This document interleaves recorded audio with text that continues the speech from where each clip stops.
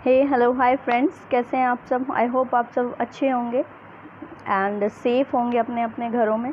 तो मैं आज आपके लिए जो वीडियो लेकर आई हूँ ये फाइनेंशियल अकाउंटिंग का वीडियो है, टैली ERP 9 का, एंटरप्राइजेस रिसोर्स प्लानिंग। तो सबसे पहले टैली समझने के लिए हमें टैली का बेसिक समझना पड़ेगा। बेसिक समझने के लिए फ्रेंड्स आपको मेरा वीडियो देखना पड़ेगा। तो चलो लेट्स सी, हम स्लाइड में देखते हैं क्या है हमारा टॉपिक आज का। हमारा जो टॉपिक है फ्रेंड्स, व्हाट इज़ टैली और व्हाट इज़ अकाउंटिंग है। यानी टैली क्या है, अकाउंटिंग क्या है, प्रोसेस क्या होता है, रिकॉर्डिंग क्या होता है, क्लासिफिकेशंस क्या हैं, ये सारी चीज़ें आपको समझने में हेल्प करेगा ये। तो सबसे पहले तो देखो फ्रेंड्स, मैं आपको ये बताना चाहूँगी कि जब हम किसी अकाउंट्स पे काम कर रहे हैं या अकाउंट्स टैली पे काम कर रहे हैं, ठीक है, हमें उसका बेस पता होना चाहिए। फॉर एग्ज़ाम्पल आप देखेंगे कि स्टार्टिंग में जब आप टैली सीखने की इच्छा रखते हैं तो सबसे पहले मैटर करता है कि आप किस स्ट्रीम से हैं। आप आर्ट साइड से हैं, आप अकाउंट साइड से हैं, कॉमर्स साइड से हैं। तो जो कॉमर्स साइड से होते हैं उन्हें कोई दिक्कत नहीं आती, वो इजीली कर लेते हैं अकाउंट्स। लेकिन जो बच्चे आर्ट साइड से हैं उन्हें, स्टूडेंट्स को बहुत प्रॉब्लम आती है समझने में। लेकिन उनका इंटरेस्ट होता है, वो सीखना चाहते हैं, फिर भी वो सीखना चाहते हैं कि टैली होता क्या है। तो उनके लिए ये मेरा वीडियो बहुत हेल्पफुल रहेगा, क्योंकि मैंने बहुत अच्छे से एक्सप्लेन करने की कोशिश की है, पूरी कोशिश की है अपना 100% कि मैं आपको अच्छे से एक्सप्लेन कर पाऊँ। तो प्लीज़ मुझे कमेंट सेक्शन में कमेंट करके ज़रूर बताना कि मैंने आपको कैसे समझाया या मेरा एक्सप्लेन करने का तरीका कैसा लगा आपको, ठीक है। तो सबसे पहले मैं आपको बताऊँगी tally is an accounting package and accounting is an act of recording classified.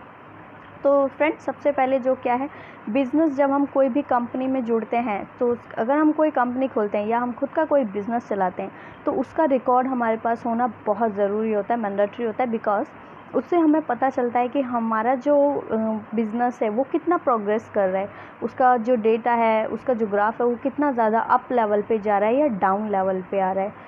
Last के जो year of the end of the year होता है उसमें हम अपने क्या देखते हैं, क्लोजिंग मंथ में हम क्लोजिंग मंथ में देखते हैं कि हमारी कंपनी ने कितना ज़्यादा प्रॉफिट किया एंड कितना ज़्यादा लॉस उठाया है। तो इसके लिए हम अकाउंट्स का यूज़ करते हैं, टैली का यूज़ करते हैं। टैली एक ऐसा सॉफ्टवेयर है जिसके अकॉर्डिंग आप क्या कर सकते हो, पूरे डेटा को आप कम्प्लीटली, पूरे बिज़नेस का इन्फॉर्मेशन आप अपने पास रख सकते हो कि किसको कितना लेन देन हुआ, किसको कितना पैसा दिया, कितने आपके बिल पेबल गए, पेमेंट कितना हुआ आपका, रिसीव कितना हुआ, सप्लायर को कितना दिया, कस्टमर से कितना लिया।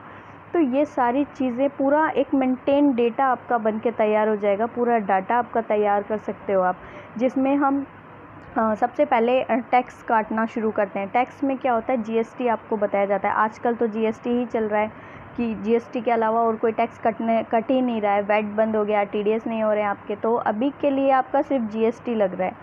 तो इसको सीखने से पहले आपको भी पता होना चाहिए कि आपका टैली का बेस क्या है।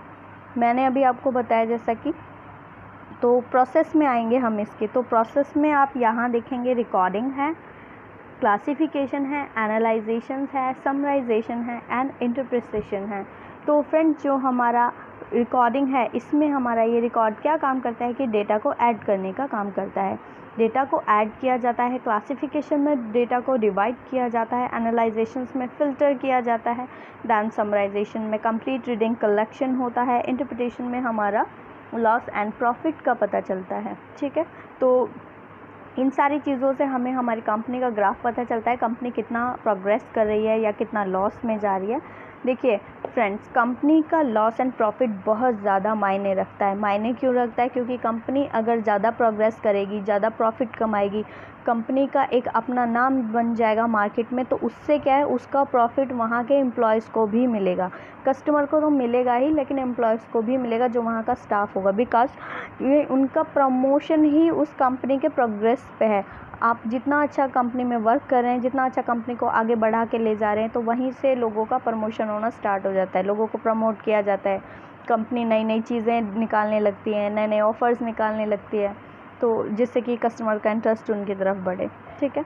नेक्स्ट स्लाइड पे हम चलते हैं। आप यहाँ पे देखेंगे टर्म्स एंड कंडीशंस। अब नेक्स्ट स्लाइड में मैंने आपको बताया कि इस टैली की कुछ टर्म कंडीशंस होती हैं, तो वो टर्म कंडीशंस क्या होती हैं ये भी आपका जानना बहुत ज़रूरी है। इन शॉर्ट आपको मैं बहुत जल्दी बता रही हूँ कि जिसमें आप अच्छे से समझ पाओ। तो इसमें टर्म कंडीशंस का फर्स्ट पॉइंट हमारे पास है कैपिटल। आप यहाँ देख रहे हैं ये कैपिटल लिखा है, तो कैपिटल का मीन्स क्या होता है? आपको कैपिटल वर्ड का मतलब मैं बता दूँ। कैपिटल वर्ड का मतलब आपका होता है पूंजी, यानी कि capital by proprietor which is to start business for investing capital. किसी भी प्रोप्राइटर को बिज़नेस स्टार्ट करने के लिए कैपिटल की ज़रूरत पड़ती है, यानी पूंजी की ज़रूरत पड़ती है फ्रेंड्स, ठीक है। अब प्रोप्राइटर का मतलब होता है किसी भी कंपनी का मालिक है, किसी भी होटल का मालिक, वो आपका खुद का वो क्या है? प्रोप्राइटर है। उसको क्या बोला जाएगा? मालिक बोला जाएगा, क्योंकि वो खुद कंपनी का मालिक है, खुद ऑनर है, ठीक है। एंड दूसरा आपका आएगा ड्राइंग। तो ड्राइंग फ्रेंड्स क्या है? ड्राइंग का मतलब होता है अकाउंट्स में निजी खर्चे।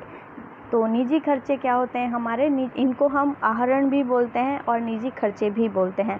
मालिक अपने निजी खर्चे के लिए व्यापार से जब पैसे निकालता है तो उसे मालिक के निजी खर्चे या आहरण बोला जाता है फ्रेंड्स, ठीक है। तो इसको हम इन शॉर्ट ड्राइंग बोलते हैं अकाउंटिंग लैंग्वेज में। एंड थर्ड पॉइंट आपका है प्रोप्राइटर। तो प्रोप्राइटर क्या है? Proprietor a person who takes all risk of business और a person who takes all risks of business or to use all right of business। एक person जो proprietor है, जो मालिक है, वो सारे बिज़नेस में जितना भी रिस्क आएगा बिज़नेस में, वो उन सब का ज़िम्मेदार खुद होगा, ठीक है। वो सारे बिज़नेस के रिस्क उठाने के लिए तैयार है और सारे अधिकार, जितने भी राइट्स ऑफ बिज़नेस होंगे, वो सारे उस प्रोप्राइटर के होंगे। तो वो प्रोप्राइटर क्या करेगा? सारे बिज़नेस के रूल्स खुद बनाएगा, सारे बिज़नेस में जितने भी रिस्क आते हैं वो रिस्क खुद उठाएगा। अब बिज़नेस में रिस्क क्या होता है कि किसी भी तरह का बिज़नेस, फॉर एग्जांपल अगर उसने स्टार्ट किया है तो उसमें बिज़नेस में चांसेस क्या होते हैं फ्रेंड्स? चांसेस ये होते हैं कि अगर कोई बिज़नेस स्टार्ट कर रहा है वो, तो उसमें चांसेस ये हैं कि ज़रूरी नहीं है कि बिज़नेस ओपन करते ही उसका बिज़नेस बहुत अच्छे से चलने लगेगा। उसमें आपको 50-60% चांसेस ये भी लगा के चलना पड़ता है कि बिज़नेस कहीं डूब ना जाए, कंपनी कहीं बंद ना हो जाए, या दोनों साइड सोच के चलना पड़ता है। नेगेटिव पॉइंट्स भी लेकर चलने पड़ते हैं और पॉजिटिव पॉइंट्स भी लेकर चलने पड़ते हैं, जो कि एक प्रोप्राइटर लेके चलता है। यानी अगर उसका बिज़नेस में कोई रिस्क आएगा तो वो उसको खुद हैंडल करेगा। नेक्स्ट पॉइंट पे आते हैं एसेस्ट पे। एसेस्ट आपका क्या होता है फ्रेंड्स? एसेस्ट वर्ड का मीनिंग होता है संपत्ति, यानी कि वो संपत्ति जो एक प्रोप्राइटर द्वारा परचेज की गई हो बिजनेस पर्पस के लिए, यानी which purchased by the proprietor for business purpose. Asset क्या है? एक ऐसा परचेज जो कि प्रोप्राइटर द्वारा परचेज किया गया है, उसके पर्पस के लिए परचेज किया गया है। अब एसेस्ट भी हमारे पास कितने टाइप्स के होते हैं? 2 टाइप्स ऑफ एसेस्ट होते हैं। अब जो 2 टाइप्स के एसेस्ट हैं हमारे पास, 2 टाइप्स ऑफ एसेस्ट, फर्स्ट में आएगा हमारा फिक्स्ड एसेस्ट, आप देख रहे हैं यहाँ, और सेकंड में आएगा करंट एसेस्ट। तो फिक्स्ड एसेस्ट में आपका क्या है? Which is purchase by the proprietor for long term from business use. And second current asset. Current asset क्या है? Which is purchase by the proprietor for short term business use. अब fixed asset में आपको in short बताऊंगी कि fixed asset में for example like अगर किसी मालिक ने, किसी प्रोप्राइटर ने कोई कंपनी खरीदी है या खोली है, या कोई भी फॉर एग्जांपल सपोज़ मैं ही हूँ, मैंने कोई इंस्टीट्यूट ओपन कर लिया, कोई एकेडमी खोल ली है, और मैं उसमें अगर 5-7 कंप्यूटर्स ला के रख देती हूँ या कुछ मैं ऐसे एसेट्स ला के रख रही हूँ, वो सारी मेरी संपत्ति होगी फ्रेंड्स।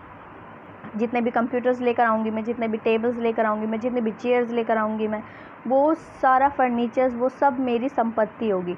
तो लाइक मैंने यहाँ पे आपको एग्जांपल में दिखा रखा है, like land and building, plants and machinery, furniture etcetera. Etcetera में आप क्या करते हैं कि मशीनरी, फर्नीचर्स क्या, अगर आपने एक बार ले लिया तो आप दोबारा तो नहीं लेंगे, तो ये आपका फिक्स्ड एसेट्स में काउंट होता है। और गुड्स आपका किस में काउंट होता है?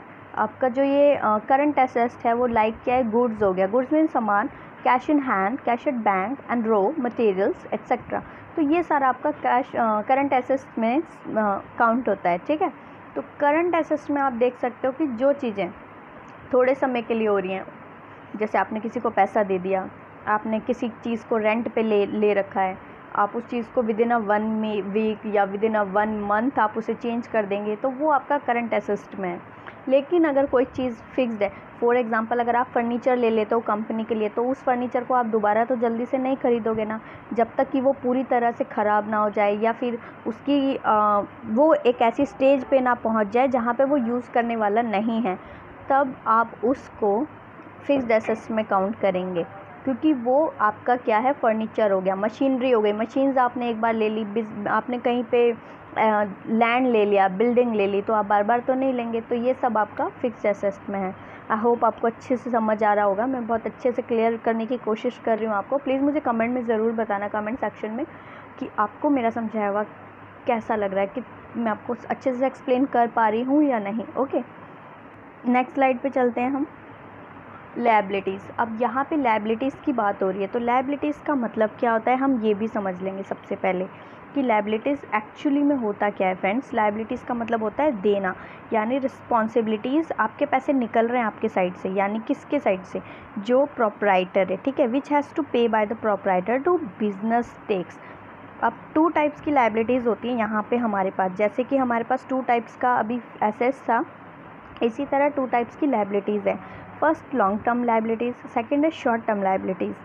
फिक्स लायबिलिटीज़ क्या होती है friend, which has to pay by the proprietor for long term business use. अब मान लीजिए कि उसने अपने बिजनेस पर्पज़ के लिए कोई लोन ले लिया, तो उसका लोन लंबे समय तक चल रहा है, तो ये उसका आपका क्या हो गया, ये लॉन्ग टर्म लायबिलिटीज़ हो गया।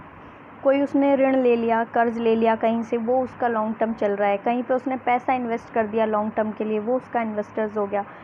सेकंड थिंग क्या है करंट लायबिलिटीज़ में, कि विच has to pay by the proprietor for a short term business outside. अब लाइक क्या है, आउटसाइड में शेयर होल्डर्स हो गए, बिल पेबल्स हो गए, कहीं का उसने बिल पेबल कर दिया, कहीं पे उसने इंटरेस्ट ऑन कैपिटल, कहीं पे उसने पूंजी लगा दी, या किसी को पूंजी उधार दे दी, कुछ टाइम के लिए पैसा ले लिया, या किसी को कुछ टाइम के लिए पैसा दे दिया। ये सारी शॉर्ट टर्म्स की चीज़ें आती हैं। नेक्स्ट स्लाइड्स देखेंगे हम। एक्सपेंसेस। एक्सपेंसेस में आपके पास आता है खर्चे। खर्चे किस टाइप के होते हैं friends, which has to spend by the proprietor for directly और इनडायरेक्टली फॉर बिजनेस पर्पज़। अब खर्चे भी 2 तरह के होते हैं, एक हो गया डायरेक्ट खर्चा करना, एक होता है इनडायरेक्ट खर्चा करना। अब डायरेक्ट खर्चे में क्या होता है आपके पास, which has to spend by the company directly for a business transaction और expenses requirements like freight, carriage, telephone change, electronic change, transport, postage and stamps taxations. तो ये क्या है, आपका डायरेक्ट खर्चा है। अब डायरेक्ट खर्चे में क्या है फ्रेंड्स, मान लो कोई बिल्डिंग है, अगर वो बिल्डिंग उसने रेंट पे ले रखी है और वहाँ पे वो अपनी फैक्ट्री चला रहा है, तो उसका मैंडेटरी है कि उसको किराया तो देना पड़ेगा।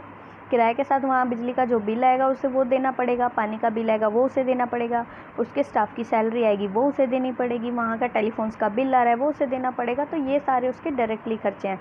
फ्रैट क्या है उसका, अब फॉर एग्ज़ाम्पल फ्रेट जो वो यूज़ कर रहा है, तो कोई ऐसा ट्रक हो गया या कोई चीज़ हो गई जिसके द्वारा क्या है वो सामान ढोया जा रहा है, तो वो उसका भी खर्चा देगा। अगर उस किसी फैक्ट्री में वो माल कहीं पहुंचा रहा है, एक्सपोर्ट कर रहा है, इंपोर्ट कर रहा है, तो उनके आवाजाही का जो जिसके लिए ट्रांजैक्शंस यूज़ हो रहे हैं या उसका जो ट्रांसपोर्ट यूज़ हो रहा है उसका ट्रांजैक्शंस तो उसको करना ही पड़ेगा। तो इन सारी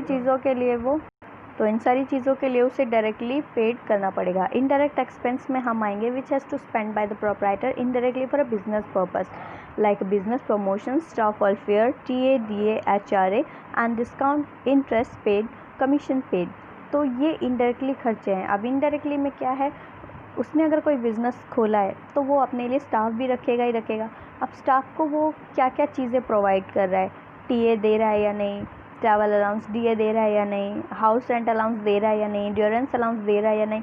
तो ये उस जो प्रोप्राइटर है ये उसके राइट्स हैं कि वो अपने एम्प्लॉयज़ को क्या क्या चीज़ें प्रोवाइड कर रहा है, या वो अपने बिज़नेस को प्रमोट करने के लिए कितना एडवर्टाइजिंग कर रहा है, विजिटिंग कार्ड छपवा रहा है, पैम्पलेट छपवा रहा है और लोगों तक अपने बिज़नेस को पहुंचा रहा है, प्रमोट कर रहा है, न्यूज़पेपर में ऐड दे रहा है, इंटरनेट पे ऐड डाल रहा है।